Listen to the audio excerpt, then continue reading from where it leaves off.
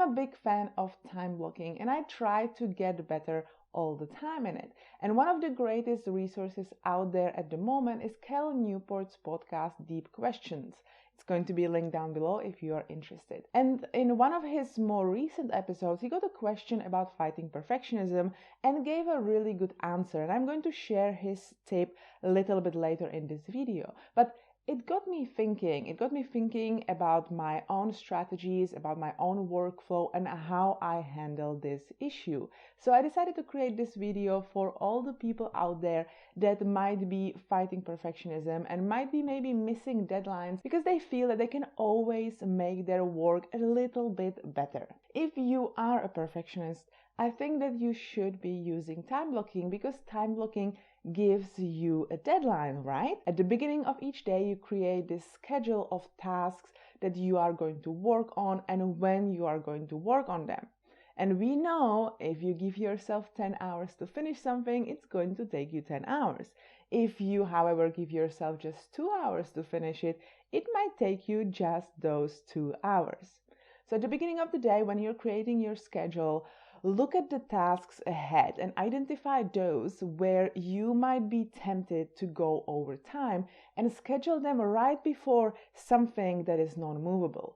For example, a meeting or a real deadline when you have to actually submit that work. Also, when you're scheduling your tasks, make sure you understand those tasks and what you're asked to do.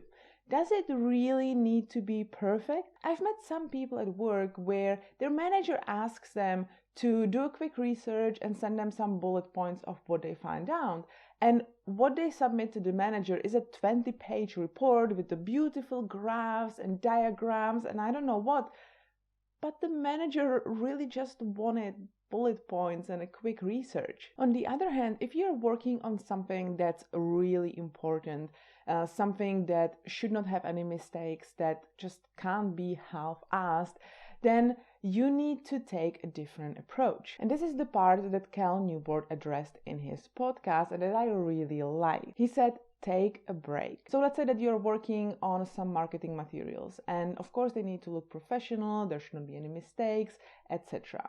And you give yourself 2 hours to work on one page. And after 1 hour, you realize that you've been working the whole time on just one graph. You were changing the colors and moving the columns or whatever, and you're nowhere to be finished with the whole page.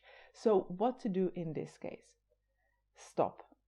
Stand up, go away from your desk, go and make a tea or coffee, drink it, look outside, breathe the fresh air, maybe even go for a very short walk. And when you come back, one of the 3 scenarios will happen.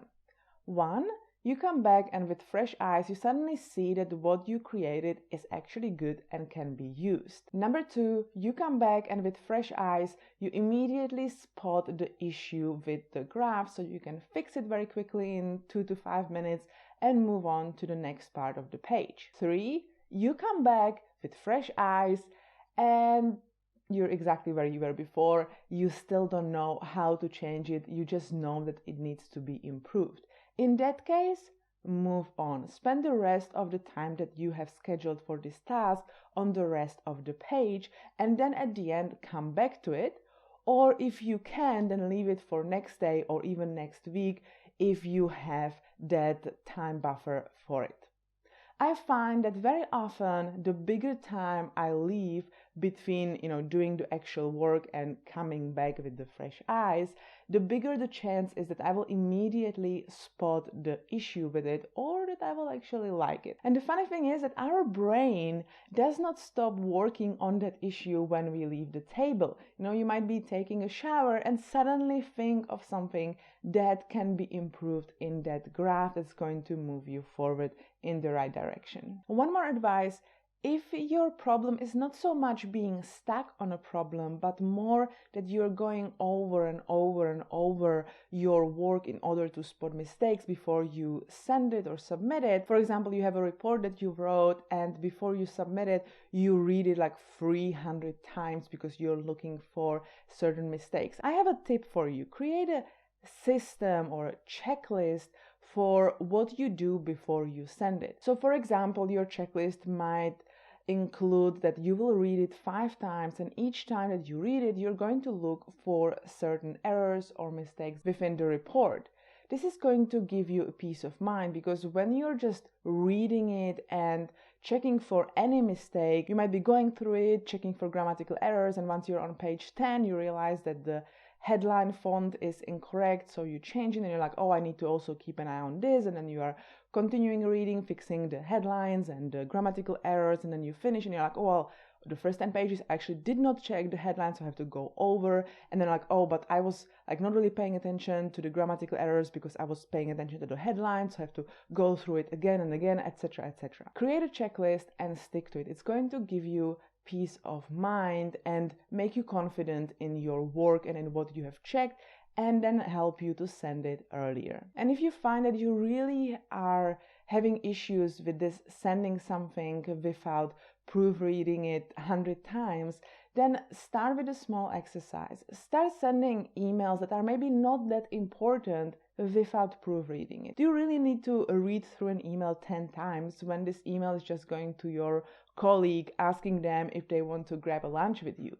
No, just type it and immediately hit send. Hope this was helpful. If you want to find out whether your perfectionism is considered normal or it's getting a bit out of hand, I suggest that you take the HEXACO test. It's going to be linked down below, and then check out my videos where I talk about what the HEXACO test is and how to interpret the results. Thank you for watching this video. Thank you for subscribing, commenting, and liking. Hope to see you next time. Bye.